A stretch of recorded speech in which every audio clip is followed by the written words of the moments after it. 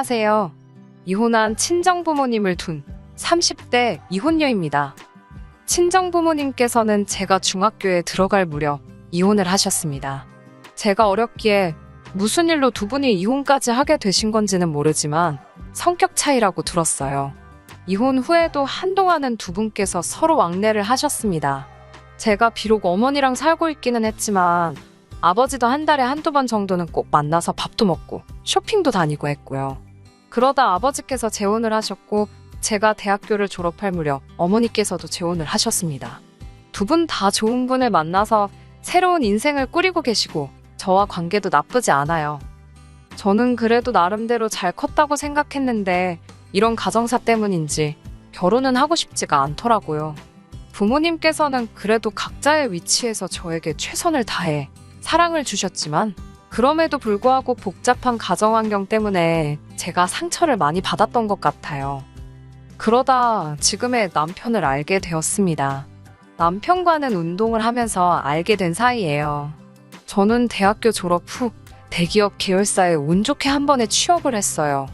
덕분에 사회 초년생부터 또래 친구들보다 많은 연봉을 받게 되었습니다.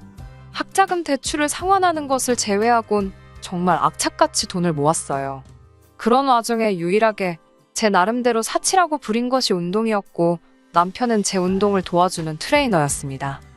남편은 처음부터 저에게 노골적으로 관심을 보이며 다가왔어요. 하지만 남편도 나이가 이미 30이 넘었었고 보통 그 나이대 남자들은 다들 결혼을 생각하잖아요. 그래서 남편에게 먼저 저는 결혼 생각이 없다고 이야기했지요. 그런데 남편은 어쨌든 일단은 만나보자고 자기가 제 생각을 바꿀 수 있을지도 모르지 않냐입니다. 그런 자신만만한 남편의 모습에 끌려서 연애를 하게 되었네요. 남편과는 사상도 취미도 잘 맞아서 한마디로 다툴 일이 없었습니다. 무엇보다 남편과 있으면 잊고 지냈던 가족과의 시간이라고 해야 하나요?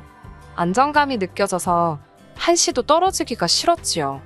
남편과 함께라면 따뜻한 가정을 이룰 수 있을 것 같다는 확신이 들 무렵 남편이 프로포즈를 해왔고 저는 좋다고 했네요.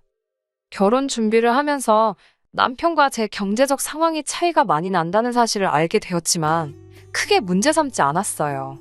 저희 부모님도 두 분 다 돈도 잘 벌고 능력이 있으셨지만 결국엔 헤어지셨으니까요. 한편 어머님 아버님께서는 다른 것보다 저희 부모님이 이혼을 하셨다는 사실이 마음에 안 드신다더군요. 하지만 솔직히 제가 느낀 건 당신 아들 조건이 제 조건보다 딸린다는 사실을 이혼 가정이라는 사실 하나로 소위 퉁치시려는 것 같았어요.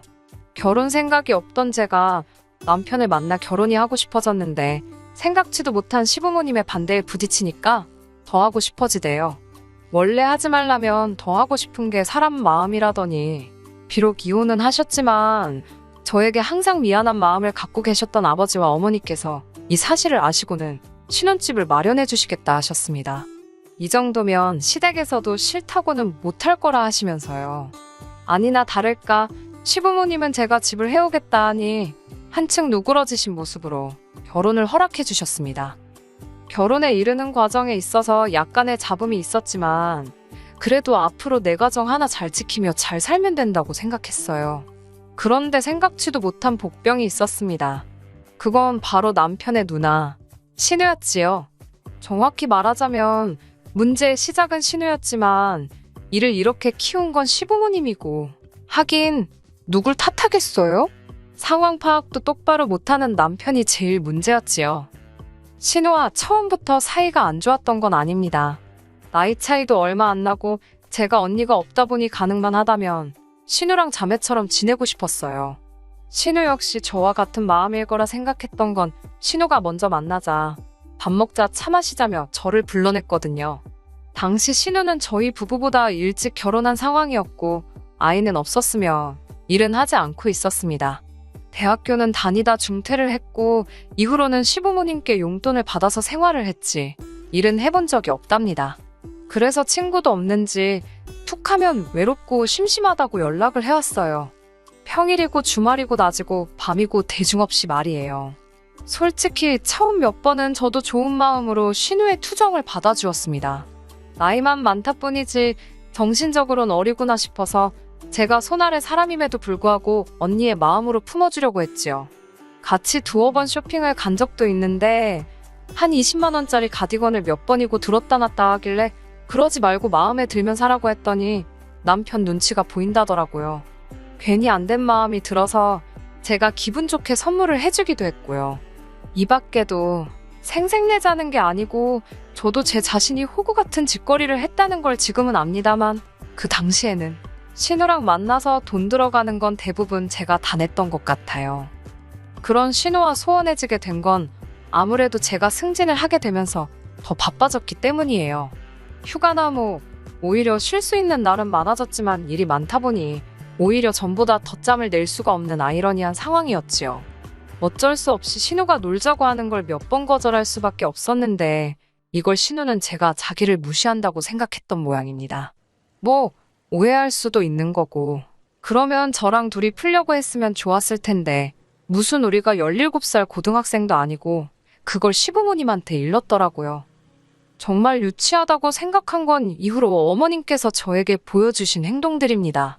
가족 모임이 있으면 그렇게 신우를 옆에 딱 끼고 앉아서는 우리 딸 하시는 건 기본이고 이런 건 솔직히 별로 신경이 쓰이지도 않았지만요. 한 번은 신우가 무슨 이야기를 하니까 그럴 땐 친정으로 오면 되지. 우리 딸은 여기 이렇게 친정이 딱 버티고 있잖아. 그러시는 거예요. 그러더니 저를 보고는 너는 친정도 없고 부럽지? 그러시대요. 그 말을 들었을 때 제 심정은 솔직히 저도 어떻게 묘사를 해야 할지 모르겠네요. 이따금씩 어머니와 밖에서 만나 밥도 먹고 쇼핑도 하고 할 건 하고 있지만 그래도 친정이라고 부를 만한 장소가 없다는 건 사실 가슴 아픈 일이거든요. 이런 제 속마음을 언젠가 한번 신우에게 털어놓은 적도 있고요. 그런데 어머님과 합세하여 그걸 약점으로 저를 상처 주려고 했다는 게 어처구니가 없고 잔인하다 싶더라고요. 이후로는 솔직히 그 두 사람으로도 안 보이대요. 그러다 신우가 임신을 했다는 소식을 전해왔습니다. 한동안 왕래는커녕 연락도 없이 지내다가 뜬금없이 전화를 걸어와서는 임신했다며 저는 왜 임신을 못하냐고 묻더라고요. 그때 신우는 결혼한 지 4년 차인가 그랬고 저는 결혼한 지 이제 막 1년을 지나고 있을 때였는데 말이에요. 말 같지도 않은 소리에 딱히 대꾸할 말도 없고 그래서 때가 되면 생기겠죠 하고 말았습니다. 대충 통화하고 전화를 끊으려는데 축하 안 해주냐고 묻더라고요. 축하해드렸잖아요 라고 대꾸하니 맨입으로 축하를 하냐며 자기가 필요한 게 있다고 문자로 보낸답니다. 어이가 없어서 전화를 끊고 정말 1분도 안 걸려서 문자가 하나 오더라고요. 무슨 프랑스 왕실에서 쓰던 임산부 전용 크림이라나 어쩐다나. 근데 그게 가격이 50만 원도 넘더라고요. 어이가 없어서 남편에게 그 문자 그대로 전달하니까 임신을 매번 하는 것도 아닌데 그냥 사주잡니다. 저는 싫다고 내가 임신하라고 부탁을 한 것도 아닌데 왜 사줘야 하는지 모르겠다 했습니다. 막말로 제가 내키면야 해줄도 있었겠지만 무슨 저한테 맡겨놓은 사람 마냥 구는 그 태도가 너무 짜증나더라고요. 남편더러 축하해주고 싶고 사주고 싶으면 당신 돈으로 알아서 하라고 했습니다. 그리고 저는 한동안 바쁘게 살았습니다. 아는 선배의 창업 제안을 받아들이면서 회사를 관뒀거든요. 회사를 다니면서 할 수도 있었겠지만 괜히 욕심내다가 이도저도 안 될까봐 과감한 결정을 내렸어요. 남편에게는 창업 이야기는 안 하고 잠시 쉬어가려 한다고만 했습니다. 그런데 남편이 신우에게 뭐라고 이야기를 한 건지 신우는 제가 잘려놓고 거짓말을 한다고 생각하더라고요. 이제 백수돼서 어쩌냐며 그 나이엔 취직도 잘 안 될 텐데라고 걱정하는 척 비아냥거리는 신우에게 사실관계를 바로잡아줄까 하다가 그러게요 하고 말았습니다. 대화도 말이 통해야 하는 거지 시간 낭비다 싶어서 말도 섞기 싫었거든요. 그런데 신우가 이참에 올케노를 좀 하라면서 자기 산후조리를 해달라대요. 말 같지도 않은 소리에 말문이 다 막히더라고요. 산후조리를 부탁할 거면 차라리 어머님께 해라. 왜 나한테 그러냐 하니까 자기는 서울이 좋다며 어머님 있는 곳까지 가기 싫답니다. 어머님은 참고로 서울에서 2시간 좀 넘는 거리에 살고 계셨어요. 그래서 그럼 어머님 따라 올라오시라 하니까 자기 집은 작아서 어머님 계실 곳이 없답니다. 그러면서 자기가 애를 데리고 저희 집에 와 있겠다는 거예요. 저는 안 된다고 싫다고 거절했습니다. 평소에 그렇게 어머님이랑 둘이서 엄마가 어쩌고 딸이 어쩌고 친정 어쩌고 서로 물고 빨고 난리더니 왜 이럴 때 나를 찾나 싶어서 열불이 솟던데요. 그날 저녁 퇴근하고 돌아온 남편이 저더러 얘기를 좀 하잡니다. 벌써 지 누나랑 통화했겠지 싶어서 남편이 말을 꺼내기도 전에 싫다고 했어요. 못한다고, 신우가 내 집에 와 있는 것도 싫고 애 봐주는 것도 싫고 안 된다고요. 직장생활 10년 하고 이제 잠깐 재충전 좀 하려고 쉬는 건데 신우 산후조리 같은 소리 한다고. 아주 그냥 남편한테 말할 틈도 안 주고 다다다다 쏴붙였어요. 그리고는 남편한테 이 집에 신우가 발 한 발자국이라도 들이는 순간 이혼인 줄 알라고 아주 강하게 선을 그었네요. 솔직히 이혼까지 생각한 건 아니었지만 적어도 이렇게 해놓으면 지들 멋대로 굴진 않겠지. 그렇게 생각한 거예요. 말을 3개 해놓은 덕분인지 결국 신우 남편이 집을 비워주고 그 집에서 어머님이 신우 산후조리를 해주셨습니다. 그런데 그 일로 인해 저를 진짜 무슨 것마냥 두고두고 싶더라고요. 그러던지 말던지 나랑 남편만 잘 살면 되지. 그렇게 생각하고 어찌저찌 시간은 또 흘렀습니다. 그 사이에 선배와 시작한 사업도 어느 정도 자리를 잡아갔고 출퇴근 시간도 아까워서 사무실 근처로 집을 알아보기 시작했지요. 그러자 어머님께서 그럴 것 같으면 지금 사는 집은 신은혜한테 세를 주는 게 어떻겠냐고 물어보시더군요. 전 시세에만 맞게 거래된다면 괜찮다고 했고요. 그런데 어머님께서 터무니없는 금액을 제시하셨습니다. 가족끼리 너무 빡빡하게 굴지 말라면서 5천만 원이면 어떠냐고 그러시더라고요. 이 이야기가 나왔을 때 부동산 시장이 안 좋아져서 집값이 떨어지고 있던 건 사실입니다. 하지만 아무리 그래도 대출 없이 4억이 넘어가던 집인데 전세로 5천에 들어온다는 건 말이 안 되잖아요. 저는 어머님께 농담하지 마시라고 했지만 어머님의 표정을 보니 진심으로 하신 말씀이라는 걸 알 수 있었고 이러다간 큰일 나겠구나 싶어서 그렇게는 안 된다 했습니다. 그리고는 며칠 뒤 아버님 생신도 축하드릴 겸 시부모님과 신우내외 그리고 저희 부부가 모두 모여 식사를 하게 되었어요. 아무래도 서로 하호 웃고는 있었지만 분위기가 어색하니 속 좋지는 못했지요. 그때 신우가 신우 남편한테 올케가 우리 딸 싫어하는 거 알아? 그러는 거예요. 제가 그게 무슨 말이냐고 물으니 우리 딸이 싫으니까 산후조리도 안 도와주고 이번에 새 들어가 사는 것도 안 된다고 한 거 아니냐입니다. 저도 모르게 한숨이 나오더라고요. 형님, 상식적으로 생각을 좀 해보시라고. 산후조리도 그렇고 전세도 그렇고 너무 억지 아니냐고. 아무리 여기 사람들이 다 형님 편이라고 해도 말이 되는 소리를 하시라고 써붙였어요. 그러자 아버님께서 저더러 잠깐 이야기 좀 하자며 절 밖으로 불러내시더군요. 아버님께서는 저더러 왜 자꾸 신우에게 모진 말을 하냐면서 아무리 신우가 못났어도 엄연히 제 윗사람인데 그렇게 말대꾸하는 건 보기 좋지가 못하다 하시더군요. 그리고 산후조리 때는 당신도 마음이 안 좋았지만 꼭 참으셨답니다. 시부모가 멀리 살고 형제라곤 남동생 하나 있고 거기다 저더러 당시 집에서 놀고 있지 않았냐면서 노는이 신우 산후조리라도 도와줬으면 지금 당신이나 어머님한테 얼마나 인정받고 예쁨 받았겠냐고요. 저는 아버님께 신우 뒷수발이나 들어주면서 인정받고 싶은 생각 없다고 솔직하게 말씀드렸습니다. 앞으로도 신우나 어머님이 억지 부리시는 거 받아줄 생각 전혀 없다고도 덧붙였고요. 그때 저와 아버님의 대화가 길어져서인지 온 가족들이 식당 밖으로 나오더군요. 남편이 무턱대고 저더러 아버님이 뭐라 하시면 죄송하다 하고 얼른 모시고 들어와야지. 생신이신데 밖에 이렇게 계시게 하면 어쩌냐며 핀잔을 주었습니다. 그리고 신우도 질세라 한마디 거들더군요. 자기 말도 무시하고 어머님 말씀도 무시하더니 이제 아버님한테까지 대드냐며 눈에 뵈는 게 없냐고요. 신우 남편 하나만 제정신인 듯 애 운다고 들어가자고 발을 동동 구르면서 지나가는 말처럼 저더러 미안하답니다. 자기도 자기 아내가 왜 이러는지 모르겠다면서 신우 남편 혼자서 좋은 날 다 같이 모여서 왜 이러냐고 중재하느라 바쁘던걸요. 그 꼴을 보고 있으니 저는 저대로 내 남편은 뭐하고 있는 건가 싶어서 속이 뒤집어졌고요. 결국 식사는 무슨 식사, 다 파토나고 저는 먼저 집으로 와버렸습니다. 원래는 시부모님이 저희 집에서 주무시기로 되어 있었는데 성질이 나니까 그것도 짜증나서 그냥 제 차 끌고 먼저 올라와 버렸지요. 솔직히 어머님 아버님도 속이 있으면 제 집으로 오시겠나, 딸 집으로 가시겠지 싶어서 걱정도 안 됐어요. 곧이어 남편도 집에 왔습니다. 남편은 이게 무슨 개망신이냐며 저더러 진짜 왜 이러냐고 난리더라고요. 사귈 때는 똑 부러지고 삭삭하고 야무진 여잔 줄 알았는데 왜 이렇게 윗사람 비위 하나 못 맞춰서 이 사단을 만드냐며 어머님 아버님이 이혼을 하셨답니다. 저더러 이제 어떡할 거냐며 저희 부모님처럼 저도 이혼녀 딱지 달고 싶어서 이러냐고 묻더군요. 방금 뭐라고 그랬냐고 물으니 자기도 아차 싶었는지 그러니까 왜 자기 부모님을 화나게 했냐면서 어물쩍 넘어가려고 하는데 이미 쏟은 물을 주워 담을 순 없었지요. 저는 다시 한번 시부모님이 이혼하라냐고 물었고 남편은 대답 대신 그러니까 지금이라도 신우가 들어와서 살게 해주잡니다.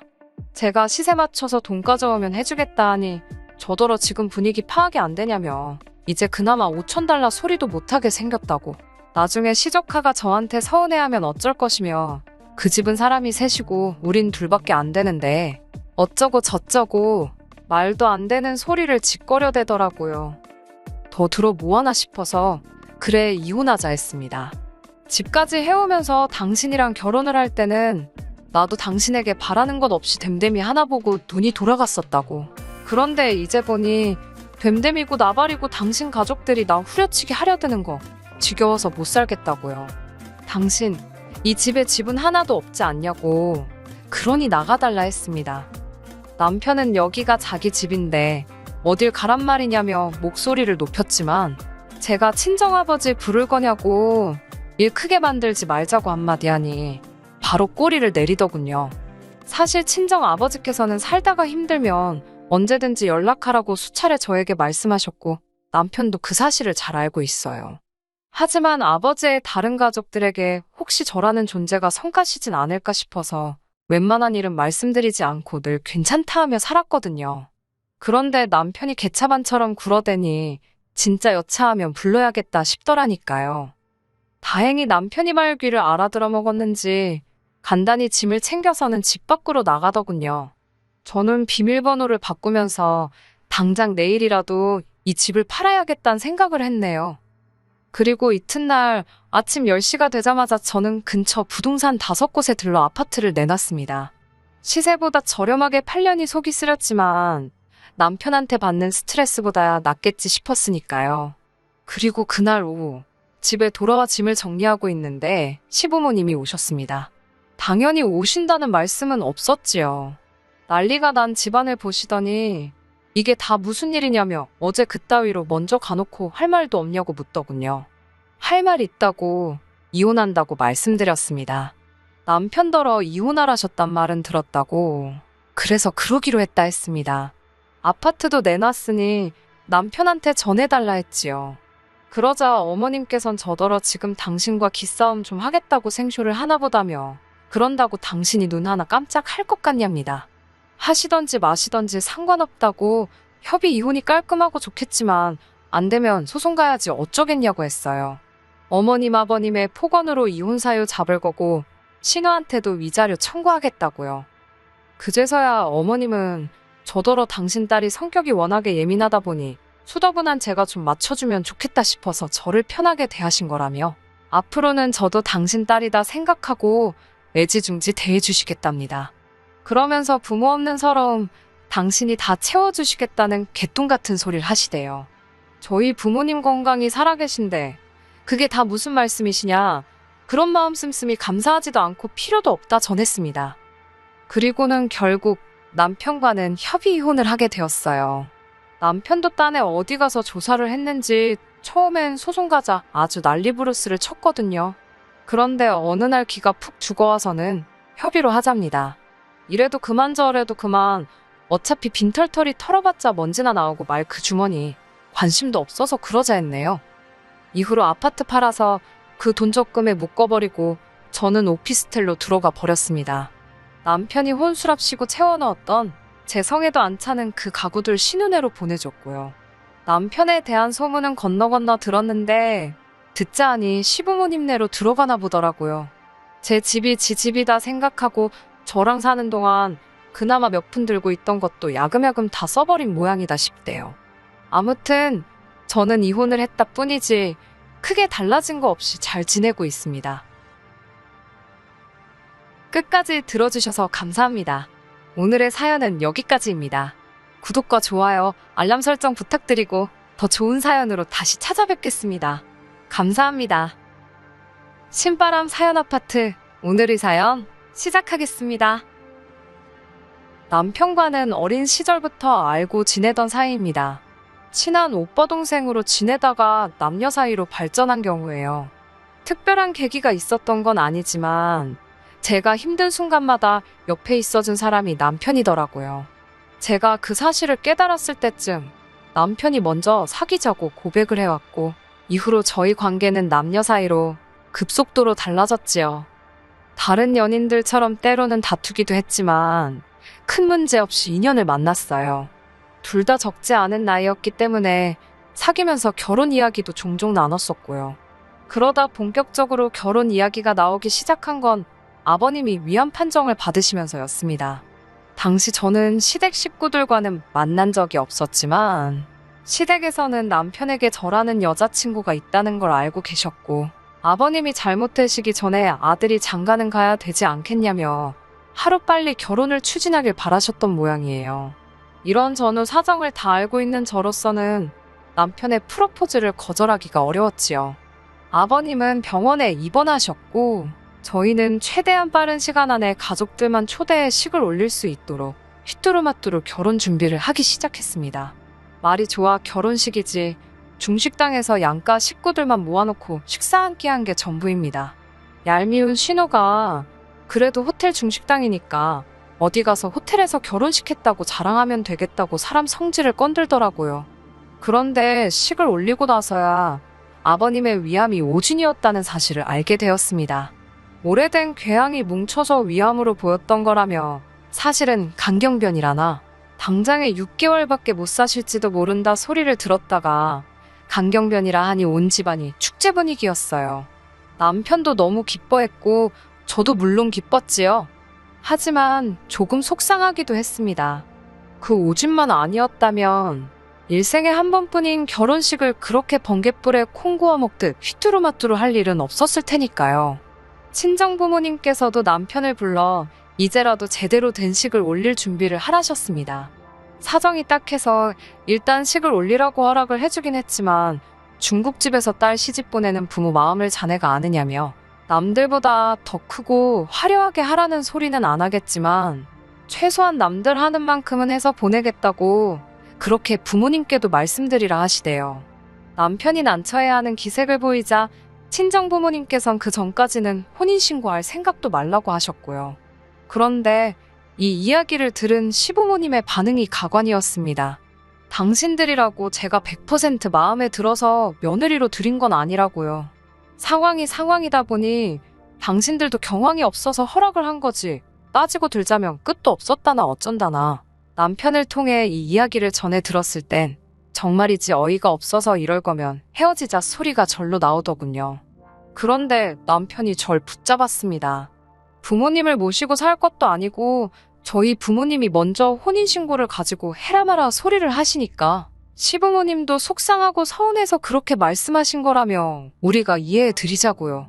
솔직히 시부모님께 서운한 마음이 들었지만 이후로도 남편이 제 마음을 달래주려고 몇 차례고 성의껏 사과를 해왔기 때문에 당시에는 그래도 남편은 정신이 똑바로 박혔구나 싶어서 헤어지지 않았습니다.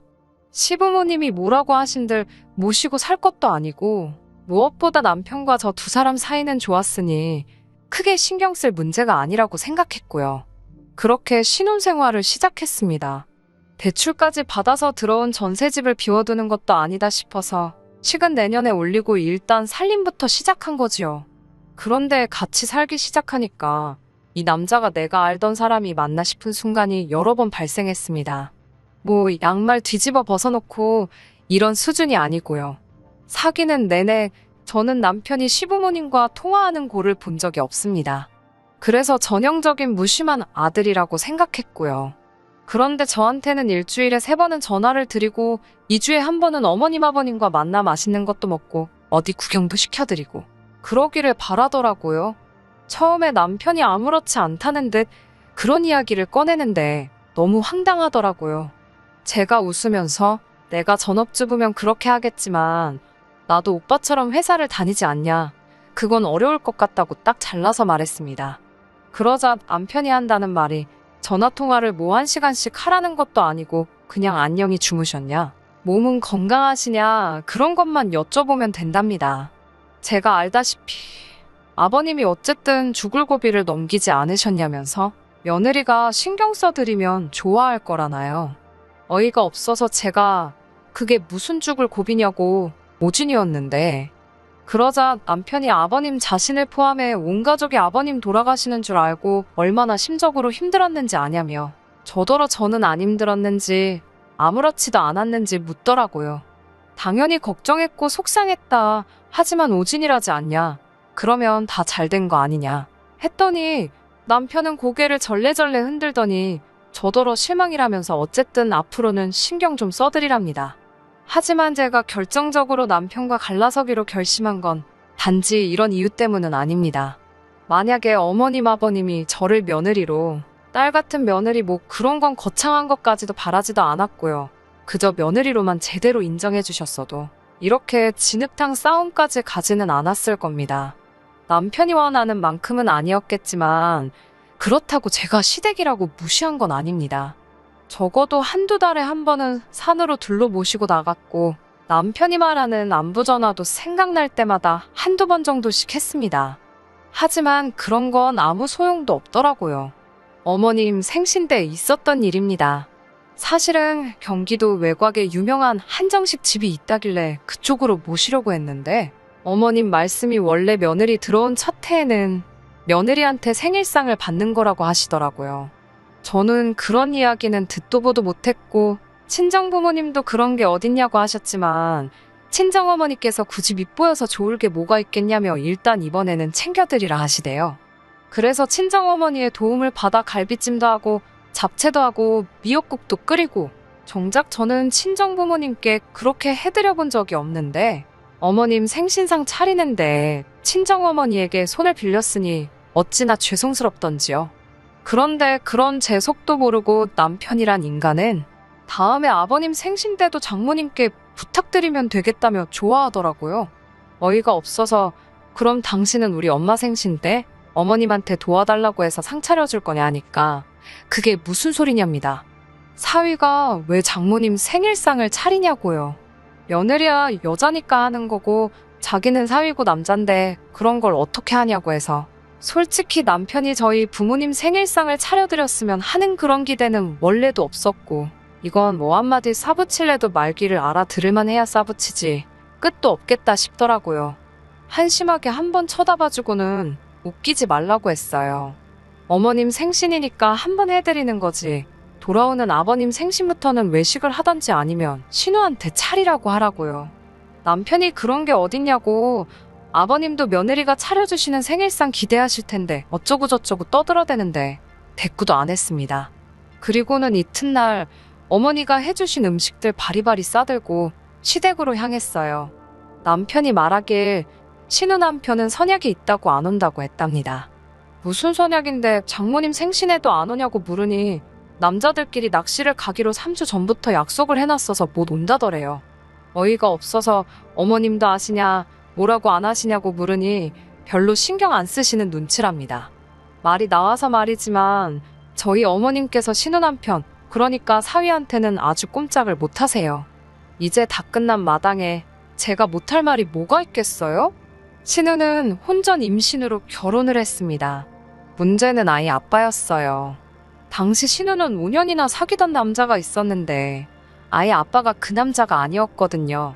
어떻게 아이 아빠를 판명해냈는지는 모르지만 언뜻 듣기로는 나이트에서 만났답니다. 신우 남편은 저희 남편보다도 한참 어려요. 그러니 양쪽 집안이 완전히 뒤집어졌었답니다. 저희 아버님 어머님은 딸을 미혼모로 만들 수는 없었으니 빨리 결혼하라고 난리를 치셨지만 정작 애 아빠란 사람은 신우한테 속아서 잠자리를 가진 거라며 절대로 결혼은 안 한다 버텼다고요. 실제로 신우가 나이를 8살이나 속였답니다. 나이트 조명도 어둡고 술도 들어갔으니 안 걸릴 줄 알았다나요. 아무튼 결국엔 아버님 어머님이 그 남자 쪽 부모 앞에서 딸 받아달라고 무릎까지 꿇었답니다. 그렇게 결국 남자는 빈몸으로 오고 아버님이 대출받아서 신우 결혼시켰다던데 지금도 정확한 속사정은 모르지만 그래서인지 신우가 자기 남편한테 절절맵니다. 시부모님도 마찬가지고요. 아무튼 시댁에 도착하니 역시나 신우가 애만 데리고 와 있더군요. 신우가 절 보더니 왜 이렇게 늦었냐며 배고파 혼났다고 짜증을 냈습니다. 무시하자 생각하며 케이크는 사오셨냐고 물으니 냉장고에 있답니다. 슬쩍 봤는데 케이크 모양이 이상하더라고요. 살짝 열어보니 벌써 누가 손을 댄 거예요. 남편도 보더니 케이크가 왜 이러냐고 먹던 거냐고 신우한테 물었고 그제서야 신우가 자기 딸이 배고프다고 해서 한 조각 잘라 먹었답니다. 어이가 없어서 한숨이 저절로 나오대요. 누가 그러더라고요? 꼴 보기 싫은 사람은 꼴 보기 싫은 짓거리만 한다고. 신우가 딱 그랬지요. 제가 그래도 그걸 먹이면 어쩌냐고 하니까 이번엔 어머님이 나서서는 애가 배고파서 먹였다는데 뭘 그렇게 예민을 떠냐입니다. 남편도 냅두라는데 솔직히 그런 상황에서 제가 무슨 말을 하겠어요. 그저 속으로 예, 마음대로들 하세요 하고 말았지요. 그리고는 상을 차리려고 부엌에서 제가 해온 음식들을 꺼내놓기 시작했습니다. 그런데 신우가 어슬렁어슬렁 부엌으로 들어오더니 이번엔 제가 잘 차려놓은 음식들을 맨손으로 집어먹기 시작하더군요. 쪽쪽 반 그 손으로 자기 애 입에도 넣어주고 제가 지금 뭐 하는 거냐니까 제가 제대로 해왔는지 검사하는 거랍니다. 그러더니 좀 이따 어머님한테 쪼르르 가서 뭐라고 쑥덕쑥덕 하는 것 같더라고요. 어머님께선 알겠다 하시더니 저더러 그릇에 꺼내놓은 음식들 다시 다 포장하랍니다. 저는 음식에 무슨 이상이라도 있나 싶어서 놀란 마음에 왜 그러시냐 물었어요. 그러자 어머님께서 하신다는 말씀이 신우가 너무 맛있어서 집에 가져가고 싶다고 그랬답니다. 신우 남편이 좋아할 것 같다면서요. 그러면서 덧붙이시기를 제가 해온 음식은 전부 신우 싸주고 우리는 그냥 나가서 먹잡니다. 그리고 다음에 또 해오래요. 속도 상하고 동시에 어처구니가 없어서 이번만큼은 그냥 못 넘어가겠더라고요. 참다 못한 제가 속사포처럼 속에 있는 말을 쏟아냈습니다. 제가 좋은 대로 모시겠다 했을 땐 무조건 며느리한테 생일상 받으셔야 한다셔서 회사에 연차까지 내가면서 다 만들어 왔더니 신우 주신다는 게 말이 되느냐고요. 그러자 어머님이 저더러 그게 억울하냐입니다. 어차피 당신 먹으라고 해온 음식이면 당신이 먹던지 똥을 닦던지 동네 거렁뱅이한테 주던지 신경 쓰지 말아야지. 뭐 얼마나 생색을 내고 싶어서 이러는 거냐고요. 제가 어머님께 무슨 말씀을 그렇게 하시냐고 받아치려는데 이번엔 신우가 나서서는 됐다고 필요 없다고 포장하지 말랍니다. 치사하고 더러워서 안 가져간다나요? 저는 신우한테도 말 그렇게 하는 거 아니라고. 나도 이 음식들 하느라 시간 쓰고 돈 쓰고 들인 정성이 있으니 어머님께 서운해서 그러는 거라고 받아쳤습니다. 그러자 신우가 돈이 문제냐며 한 10만 원 주면 되냐입니다. 진짜 또라이인가? 미친 엑스 소리가 입 밖으로 튀어나올 뻔한 거 간신히 참고는 신우가 손댄 부분만 싱크대에다 보란듯이 버리고 남은 것만 챙기기 시작했어요. 그러자 안방에 계시던 아버님까지 나오셔서는 왜 좋은 날 집에서 큰 소리가 나냐며 저더러 여기서 네가 소리 지를 상대가 어디 있냐입니다. 생일상 한번 차리라니까 아주 집안을 쑥대밭을 만들어 놓는다면서 남편까지 저더러 왜 이렇게 일을 크게 만드냐는데 그땐 정말 서럽더라고요. 그런 제 속도 모르고 남편은 빨리 어머님이든 신우한테든 가서 미안하다고 사과하랍니다. 저는 남편한테 이렇게 말을 잘하면 아까 네 누나가 헛소리 할 때나 한마디 하지. 그땐 어디 별나라 가 있었냐고 소리를 내지르고 먼저 집으로 와버렸네요. 그리고는 집에 먼저 왔는데 생각할수록 분하고 괘씸하더라고요. 더 열받는 건 남편은 그 와중에 기어이 시댁에서 밥을 먹고 왔다는 거예요. 아주 꼴도 보기 싫어서 본체만 제 방에 들어왔는데 남편이 따라 들어오더니 똑같은 소리를 또 하기 시작했습니다. 어머님께서 다른 며느리들은 시어머니 생신이면 돈도 50만 원, 100만 원씩 척척 내놓고 생일상도 다리가 부러지게 차려준다는데 그까짓 거 음식 코딱지만큼 해와서는 그거 지 신우 사줄까봐 절절 매는 꼴이 뭐냐고요. 솔직히 남편이 그래도 제 편에서 서줬다면 제가 그렇게 감정적이진 않았을 거예요.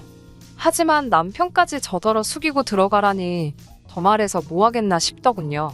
이후로 며칠 동안 남편과는 냉전 상태로 지냈습니다. 그렇게 한 2주쯤 지났을까요?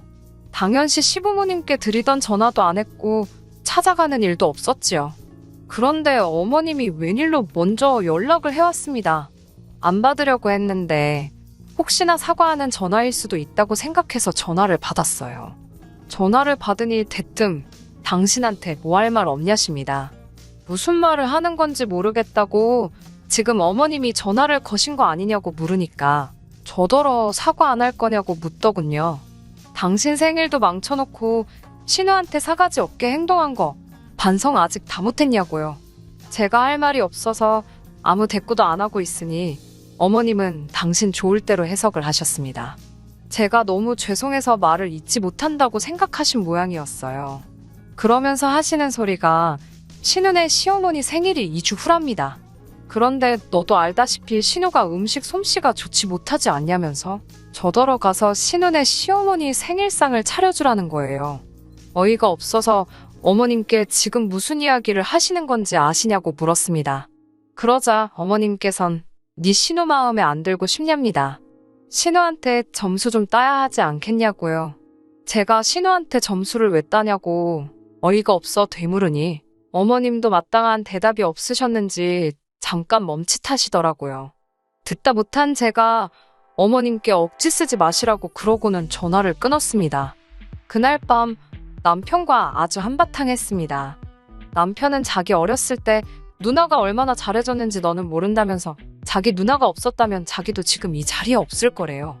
그래서 알겠다고 신우가 너한테 잘해준 거 그러니까 너도 앞으로 신우한테 잘하라고 했습니다. 평소엔 그래도 오빠 소리는 꼬박꼬박 했는데 너무 짜증나게 구니까 오빠 소리도 안 나오더라고요. 남편이 저더러 말귀를 못 알아듣냐고 악을 쓰길래 너야말로 왜 이러냐고 나를 부려먹지 못해 안달이냐고 소리를 질렀습니다. 그러자 자기는 저한테 바라는 거 없답니다. 자기 부모님 공경하고 자기 누나한테 잘하고 이 집안이 화목하기를 바라는 건데 왜 그걸 못 맞춰주냐고요. 저도 결국 울분이 차올라서 어머님 아버님이랑 신우가 나한테 말막하고 경우 없이 굴 때는 가만히 입 쳐다물고 있더니 왜 나한테만 숙이라고 난리냐고 난 그렇게는 못한다고 악을 썼어요. 남편이 저더러 질린다며 그만 살잡니다.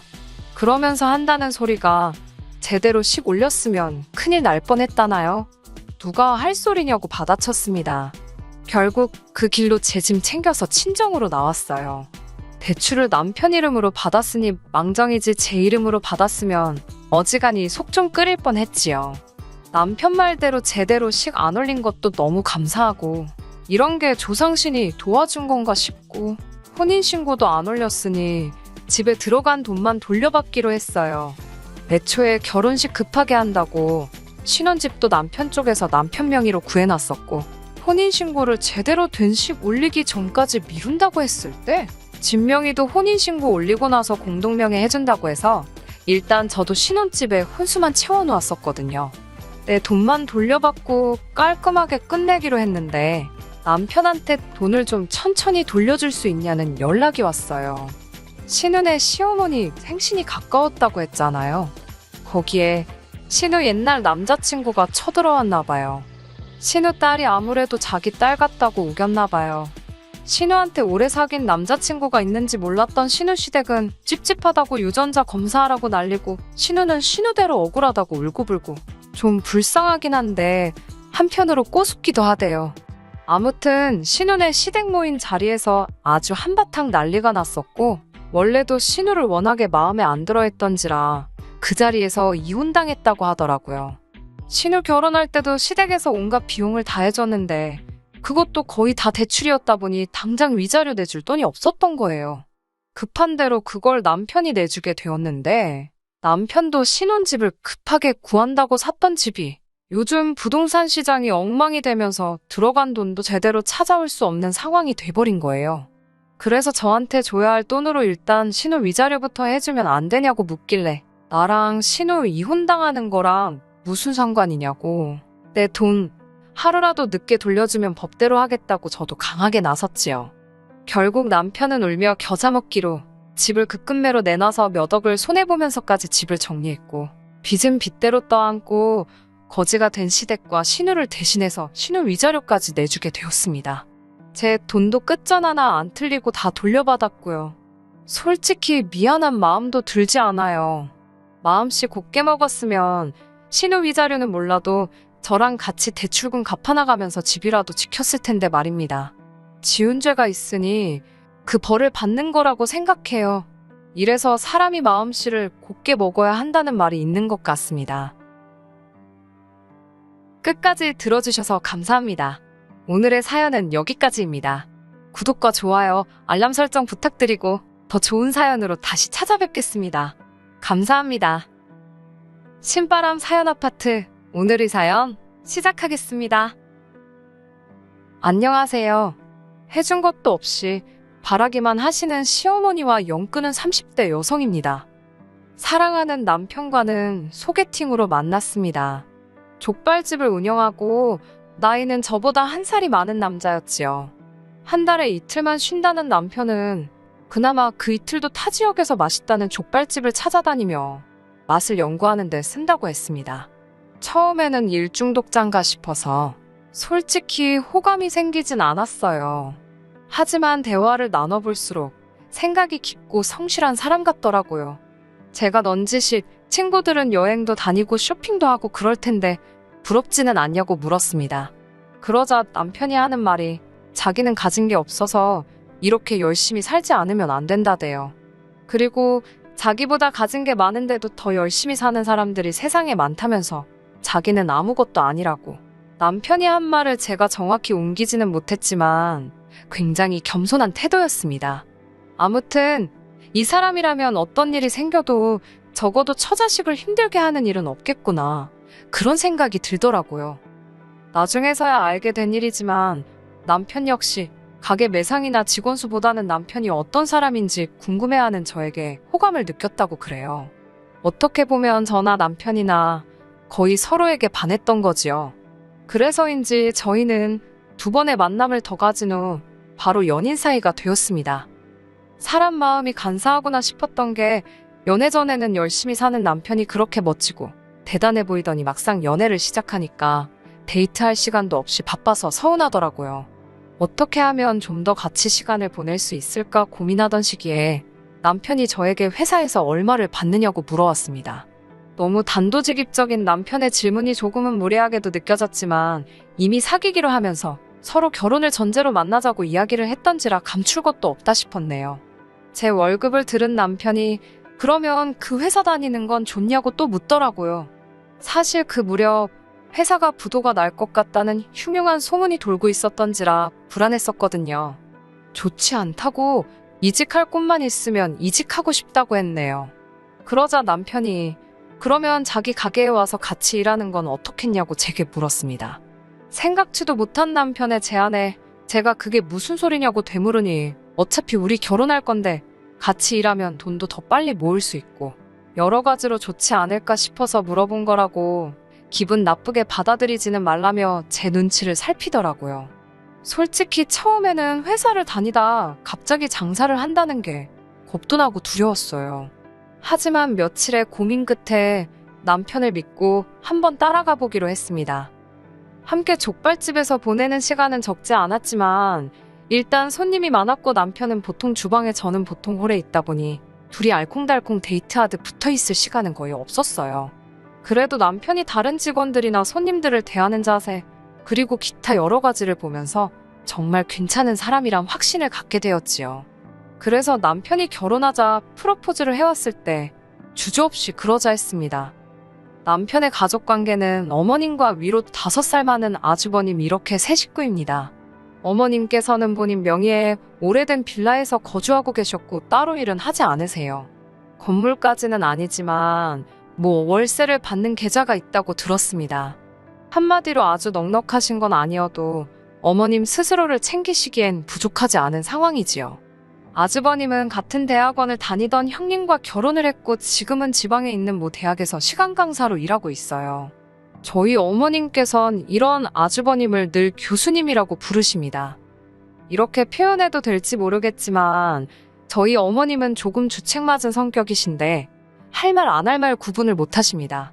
상견례 때는 앞에 저희 부모님을 앉혀놓고 당신이 아주버님을 교수로 만드는데 돈을 얼마나 들였는지 장가갈 때도 집 한 채를 해줬다던지 그런 이야기를 하셨지요. 거기까지만 하셨다면 그러려니 하고 좋게 넘어갈 수도 있었을 겁니다. 하지만 어머님은 뒤이어 맏며느리의 친정은 그렇게 돈이 많다면서 돈 많은 며느리 비위 맞추는 것도 아주 일이라면서 저랑은 부담 없이 친하게 지낼 수 있겠다 하시더군요. 듣다 못한 친정어머니께서 지금 제 딸이 만만하단 소리를 하시는 거냐고 목소리를 높이시니 남편이 나서서 그런 게 아니라며 중재를 하느라 진땀을 빼기도 했네요. 게다가 무슨 생각으로 그러신 건지 모르겠는데 어머님께서 뜬금없이 저희 남편을 바라보시며 너도 엄마가 집 한 채 해줄게? 그러시는 거예요. 이때는 저희뿐만 아니라 친정부모님도 깜짝 놀라신 눈치였습니다. 저희 친정어머니께서 정말로 집을 해주실 거냐 물었고 어머님께선 속고만 사셨냐며 집 문제는 신경 쓰지 말라셨습니다. 하지만 어머님께선 이 핑계 저 핑계를 대시더니 결국 저희 결혼식이 코앞에 닥쳐올 때까지 집을 사주시기는커녕 집을 지을 자도 꺼내지 않으셨습니다. 솔직히 남편은 어땠는지 모르겠지만 저는 정말이지 속이 타들어가는 것 같았어요. 친정부모님께서도 지금 우리를 농락하는 거냐, 장난하는 거냐, 집 해준다고 생색은 그렇게 내놓고서 지금 이게 뭐 하는 거냐, 화가 많이 나셨고요. 참고로 저는 이미 예단으로 어머님께 1,000만 원을 드린 상황이었습니다. 결국 참다 못한 제가 결혼식을 앞두고 어머님께 단도직입적으로 집을 어떻게 하시려는 생각이신지 물었습니다. 그제서야 어머님께서는 궁색한 변명을 하시더군요. 원래는 월세 받는 계좌를 팔아서 어쩌고 저쩌고. 그런데 뭐 산다는 사람이 나타났었는데 없어졌다는 둥. 솔직히 무슨 이야기를 하시는 건지 전혀 모르겠더라고요. 결론은 이게 다 부동산이 일을 못해서 그런 거라며 지금이라도 빨리 집을 찾아보라시대요. 남편도 이를 전해 듣고는 정말이지 어머님께 불같이 화를 냈습니다. 책임지지도 못할 소리를 해서 왜 상황을 이렇게 만드느냐고요. 그래도 다행히 남편이나 저나 모아둔 돈이 제법 있었기에 저희는 급하게 족발집에서 머지 않은 곳에 위치한 오래된 주택에 전세로 들어갈 수 있었습니다. 시간이 없어서 도배만 간신히 하고 들어갔네요. 겪으면서 알게 된 건 어머님은 항상 말부터 뱉어놓고 모른 척 하시기가 일쑤였다는 겁니다. 그 때문인지 동네 사람들한테 평판도 안 좋으셨고 같이 어울려 커피 한 잔 마실 친구분도 없으셨지요. 그렇다 보니 걸핏하면 저에게 전화를 걸어오셨습니다. 제가 분명 남편과 같이 일을 한다고 몇 번이고 말씀을 드렸지만 어머님께선 귀담아 듣지 않으셨거든요. 하루가 멀다 하고 장 보러 가자, 아울렛 구경 가자, 여기 가자 저기 가자. 처음엔 얼마나 심심하시면 저러실까 싶어서 몇 번 모시고 다녔습니다. 저도 가게에만 있으면 갑갑했으니 바람이라도 쐬고 올까 싶은 생각도 있었고요. 그런데 예를 들어 마트를 가잖아요. 그러면 이것도 필요하다 저것도 필요하다 한가득 고르시곤 꼭 계산대에 도착해서는 지갑을 깜빡하고 안 가지고 오셨다면서 다음에 줄 테니 일단은 저더러 먼저 돈을 내라고 하셨습니다.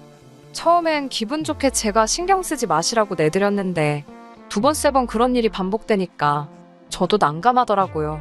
그러다 한 번은 백화점에 갔는데 그 매장에서도 니트다 뭐다 잔뜩 고르시곤 또 그렇게 말씀을 하시길래 안 된다 했습니다. 그러자 어머님께선 다음에 준다는데 동네 창피하게 왜 이러냐며 오히려 저를 이상한 사람 취급을 하더라고요. 결국 어쩌지를 못하고 일단 카드로 긁었습니다. 그런데 매장에서 나오니 어머님께서 또 다시 말을 바꾸셨어요. 다음 주에 월세를 받으면 주시겠다고요. 솔직히 믿음은 안 갔지만 그래도 혹시나 싶어 한 주를 기다렸습니다. 하지만 혹시나가 역시나라고 막상 월세가 들어올 때가 되니 어머님께선 급하게 돈 쓸 곳이 있다며 좀 더 기다리라 하시더군요. 참다 못한 제가 결국 남편에게 이 모든 걸 털어놓았습니다. 옷값만 70만 원 돈이라 제 선에서 어떻게 할 수가 없었거든요. 그러자 남편이 그 길로 시댁에 쫓아가서는 어머님이 사셨던 물건들을 죄다 들고 왔더라고요. 어쩐 일로 가격표도 안 떼셨나 했는데 여기도 사연이 있습니다만 아무튼 일단은 되찾아온 물건들로 백화점에 가서 환불을 받는 걸로 마무리가 되었네요. 어머님께선 저더러 정말 너무하다며 하소연을 하시다가 그 옷들이 당신 맏며느리 줄 선물이었다고 실언을 하셨습니다. 저는 처음엔 제가 잘못 들은 줄만 알았습니다만 생각해보니 옷을 어쩐지 너무 젊은 스타일로 고르신다 싶었거든요. 어머님께서 저한테 옷을 뜯어내서 그걸 형님께 주려고 했다는 게 너무 어처구니가 없고 서운하고 할 말을 잃었습니다. 이후로 곰곰이 생각해보니 그동안 장 보면서 고르신 그 많은 고기와 과일도 어쩌면 그 집으로 흘러들어갔을지도 모르겠다는 생각이 들었고 화난다라는 한마디로는 설명할 수 없을 만큼 속에서 뭔가 부글부글 끓는 것만 같았습니다. 며칠 뒤 어머님께서 장어가 너무 드시고 싶다며 저희더러 먹으러 가자고 연락을 해오셨습니다. 남은 지난 앙금 때문에 내키지는 않았지만 한편으론 얼마나 드시고 싶으시면 저러나 싶어서 포장을 해다 드리겠다 했어요. 그랬더니 어머님께서 4인분을 포장하랍니다. 설마 싶어서 어머님께 아주버님네도 사다 주시는 거냐 물으니 그렇다대요. 머리 쓰는 사람은 항상 잘 먹어야 한다나요? 그 소리를 듣자마자 짜증이 확 올라와서 돈부터 보내달라 했습니다. 돈 먼저 보내주시면 사다 드린다고요.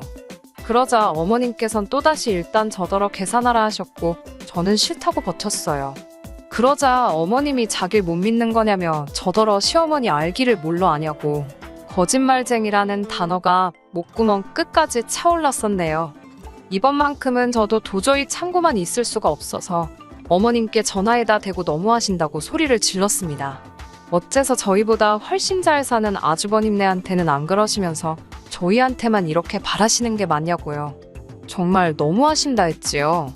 그러자 어머님께선 당신 맏며느리가 돈 좀 있다고 교수님 무시하면 어쩔 거냐고 자존심 때문에라도 그쪽에는 해주면 해줬지 받아먹을 순 없다는 억지를 쓰셨습니다. 그 말을 들으니 무슨 이런 경우가 있나 싶어서 잠깐 말을 잇지 못했네요.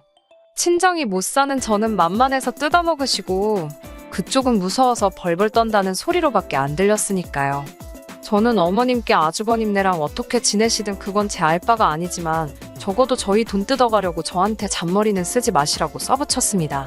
그러자 어머님께선 당신 아들이 버는 돈 가지고 왜 제가 난리냐면서 싸가지가 없다. 너 내가 가만두나 봐라. 별소리를 다 하시대요.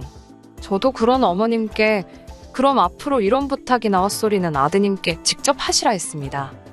그날 가게를 마친 뒤 남편과 맥주 한 잔을 하며 허심탄회하게 이야기를 나눴습니다. 어머님께서 왜 이렇게 날 힘들게 하시는지 모르겠다고 그러면서 낮에 있었던 일을 들려줬더니 남편이 심각한 표정으로 어머님께 전화를 걸었습니다. 몇 번 신호음이 울리더니 어머님께서 전화를 받으셨어요. 그리고는 첫 질문으로 제가 옆에 있는지를 물으시더군요. 저는 남편 바로 옆에 있었고 전화도 스피커폰이었지만 남편은 어머님께 옆에 제가 없으니 한번 편하게 말씀해 보시라 하대요. 그러자 그때부터 어머님께선 기다렸다는 듯이 제 험담을 하기 시작하셨습니다. 지가 번 돈도 아니면서 그깟 몇 푼으로 시애미한테 훈계를 하더라면서 그러더니 남편더러 맏며느리가 시집올 때 얼마나 바리바리 싸들고 왔는지 알기나 하냐며 그런데 네 마누라는 뭐 해왔냐고 꼴랑 1,000만 원 들고 오지 않았냐고 아주 생각할수록 괘씸하시답니다. 그래서 어머님께서 그때 못 받은 돈 저한테 얼마씩이라도 일부러 받아내시는 거라나요. 그러자 남편도 기가 차고 어이가 없었는지 우리 결혼할 때 어머니는 뭐 해주신 거 있냐고 묻더군요. 결혼식 비용 보태라고 100만 원 준 게 전부지 않냐. 그리고 쪽팔려서 어디다 말도 못했지만 축의금도 다 들고 가지 않았냐. 그제서야 어머님께서는 그건 니네 둘이 반반 결혼을 한다고 했으니 내가 너네 마음대로 하게 해준 거라며 자식 결혼한다고 부모가 보태줘야 한다는 나라법이라도 있냐고 남편한테 따지고 드시대요. 이러니 무슨 대화가 되었겠어요? 저는 저대로 열받아서 분통이 터졌고 남편은 남편대로 고개를 못 들고 얼마간의 시간이 흐르고 남편이 저더러 그러더라고요. 당분간 시어머니 상대도 해드리지 말라고요. 그러면서 절 볼 염치가 없다며 너무 미안하답니다. 이후로 한동안 어머님과 왕래 없이 지냈어요. 정확히 말하자면 어머님께서 먼저 연락을 해오셨지만 정말 필요한 일이 아니면 대꾸하지 않았고 한 번은 가게로 찾아오신 적도 있었습니다만 그저 형식적인 인사 한두 마디만 주고받고 제가 자리를 피했네요. 솔직히 그러는 제 마음도 편하지만은 않았습니다. 부모 자식은 하늘에서 내려준 인연이라는데 남편이 얼마나 불편할까 싶어서 마음이 안 좋았지요. 그렇게 한 6개월 정도 시간이 흘렀고 이 정도면 어머님도 나나 남편이 얼마나 서운했던 건지 눈치채지 않으셨을까. 내가 먼저 못 이긴 척 어머님께 숙이고 들어가 볼까. 멍청하게도 그런 생각이 슬슬 들더라고요. 그리고 그 무렵 때마침 어머님께서 전화를 걸어오셨습니다. 전화를 받으니 세상 다정하고 반가운 목소리로 오랜만이라고 인사를 하시더라고요. 제 예상보다 훨씬 밝은 어머님의 목소리에 당황스러웠지만 일단 무슨 일로 전화를 거셨냐고 물었습니다. 그러자 어머님께선 뜬금없이 시외할아버지 이야기를 꺼내셨어요. 당신이 요즘 그분 챙겨드리느라 너무너무 힘들고 어디 하나 성한 데가 없다며 앓는 소리 죽는 소리를 하시면서요. 그러면서 하신다는 말씀이 당신이 그렇게 고생을 함에도 불구하고 시외할아버지가 돈 한 푼 안 준다면서 늙은이가 왜 저렇게 돈 욕심이 사나운지 모르겠답니다. 도대체 무슨 말을 해드려야 할지 맞장구를 칠 수도 없는 노릇이고 제 속을 아는지 모르는지 어머님께선 그래서 당신이 묘수를 하나 찾으셨답니다. 시외할아버지께선 작은 빌라에서 혼자 살고 계셨는데 그분을 어머님 댁으로 모셔갈 생각이라고요. 그런데 그 빌라는 재개발이 될지도 모르니까 팔 수가 없다며 그걸 저희 명의로 올리랍니다.